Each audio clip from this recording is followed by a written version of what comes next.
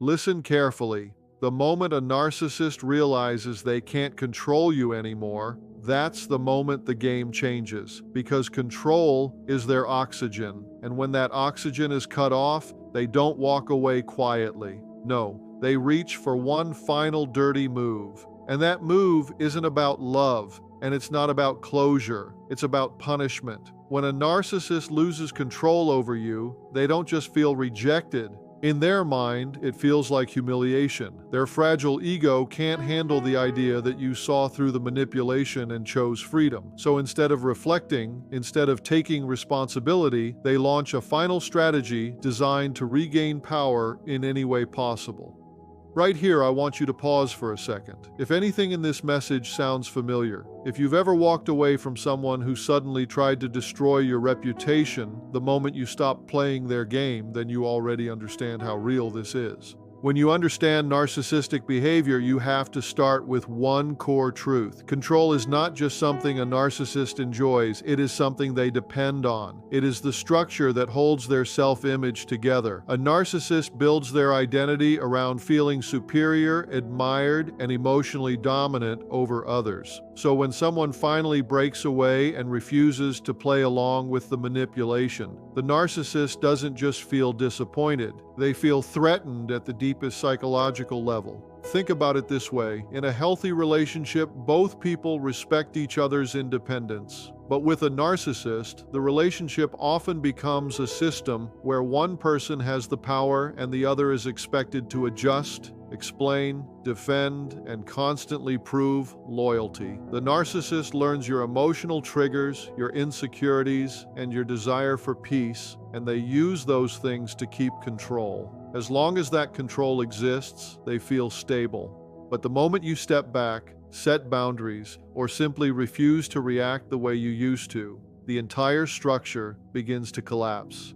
And that collapse is terrifying to them, because if they cannot control you, then they have to face something they spend their whole life avoiding, which is accountability. Instead of looking inward, they see the loss of control as a direct attack on their ego. That is why the loss of control becomes the narcissist's greatest fear. It exposes the truth they work so hard to hide. When someone walks away calmly and refuses to engage in the manipulation anymore, the narcissist suddenly realizes they are no longer the center of that person's world. And for someone driven by ego and dominance, that realization feels like a complete psychological defeat.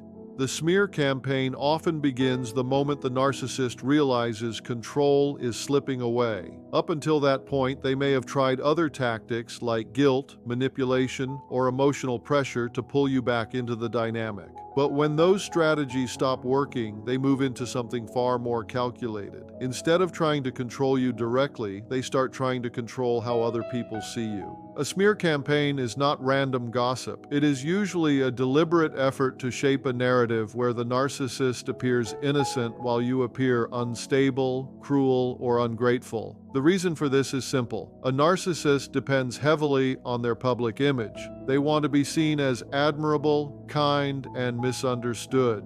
If the truth about their behavior starts to surface, that image is threatened, so they move quickly to protect it. What often happens is that they begin sharing selective stories with friends, family members, or even co-workers. But these stories are carefully edited. Important facts are removed, events are twisted, and your reactions are presented without the context that explains them. The goal is to make it seem as if you were always the problem. In their version of events, they were patient, loving, and reasonable, while you were difficult or unfair. This tactic also serves another purpose. If people around you begin to doubt your character, the narcissist believes it weakens your support system. Isolation makes it easier for them to regain psychological power. But what many people eventually notice is that the story keeps changing, and over time, the inconsistencies begin to reveal the manipulation behind it. Another powerful tactic narcissists use when they can no longer control you is playing the victim. This strategy is extremely effective because it manipulates the emotions of the people around them. Instead of openly attacking you, the narcissist presents a story where they appear hurt, misunderstood, and unfairly treated. To outsiders, it can look like they are the one who suffered, while you appear cold or unreasonable for walking away. The reason this works so well is that most people naturally feel empathy when they see someone claiming to be wounded.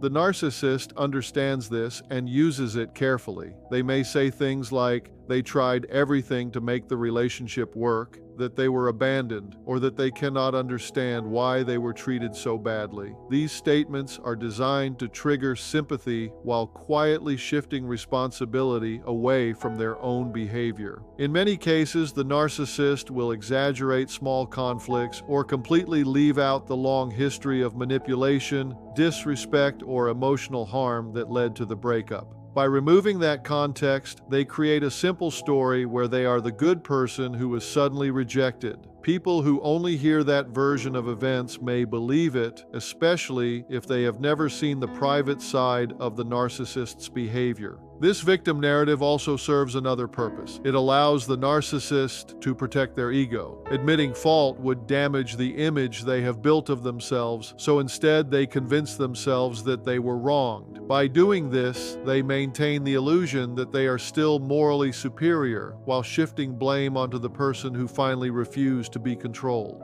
Another tactic that often appears when a narcissist can no longer control you is the recruitment of what many psychologists call flying monkeys. These are people the narcissist pulls into the conflict to act on their behalf. Sometimes these individuals know exactly what they are doing, but many times they are simply being manipulated with a one-sided version of the story. The narcissist understands that direct control over you is gone, so they attempt indirect control through others. They might reach out to mutual friends, relatives, co-workers, or even acquaintances and begin sharing their version of events. Because the story is carefully framed, these people may believe they are helping someone who has been deeply hurt. As a result, they might contact you, question your choices, or pressure you to reconnect. This tactic serves several purposes for the narcissist. First, it allows them to feel powerful again because they still appear to influence what happens around you. Second, it creates emotional pressure. When multiple people start asking questions or repeating the narcissist's version of events, it can make you feel isolated or misunderstood. That confusion can sometimes push people to re-engage with the narcissist just to defend themselves. But there is also another psychological layer to this behavior. By surrounding themselves with supporters, the narcissist reinforces their own belief that they are right. Hearing others agree with them helps protect their fragile ego from the idea that they may have been responsible for the relationship falling apart.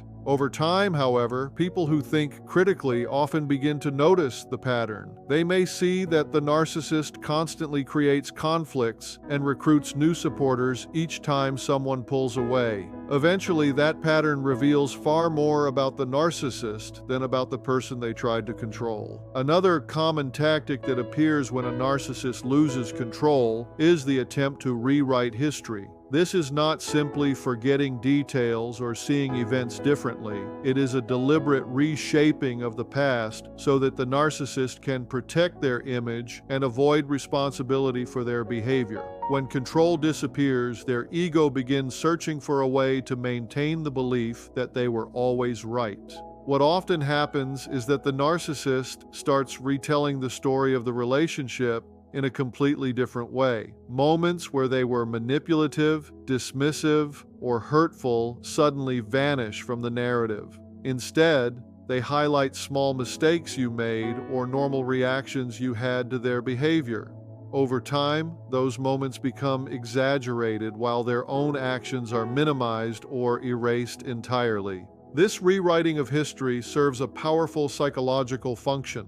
If the narcissist admitted the truth about the past, it would mean accepting that their actions damaged the relationship. For someone whose identity depends on feeling superior or blameless, that kind of self-reflection is extremely uncomfortable. So they create a version of the past where they were patient, generous, and constantly trying to fix things. Sometimes they even convince themselves that this version is accurate. Repeating the story often enough allows them to believe it, which strengthens their confidence when telling it to others. To people who were not present during the private moments of the relationship, the story may sound convincing. But those who lived through the experience often notice something important. The rewritten history rarely matches reality. Details are missing, timelines are distorted, and the emotional context is completely removed. Over time, that pattern begins to reveal the deeper truth behind the manipulation. When a narcissist realizes that direct control is gone, another tactic often appears, and that is the creation of chaos. This behavior is not accidental. It is a calculated attempt to disturb your peace and pull you back into emotional reactions. For a narcissist, emotional reactions are a form of connection, and even negative attention can feel like a form of control. What this chaos can look like varies from situation to situation. Sometimes it appears as sudden arguments, dramatic accusations, or emotional outbursts that seem to come out of nowhere. Other times it shows up as constant messages, unpredictable behavior, or attempts to reopen old conflicts that were already settled. The goal is simple. If they can make you react, defend yourself, or argue, they feel like they still have influence over your emotions. This tactic works because most people naturally want clarity and resolution. When someone creates confusion or conflict, the instinct is to explain yourself, correct the misunderstanding, or calm the situation down. The narcissist counts on that instinct. They know that once you step back into the conversation, even if it is just to defend your character, the emotional door has reopened. Another layer of this chaos is the unpredictability. One moment, the narcissist might appear angry and blaming, and the next moment they might act calm, apologetic, or nostalgic. This sudden shift can make people question their own judgment and wonder if things can be fixed after all. But the important thing to recognize is that chaos is often a strategy, not a coincidence.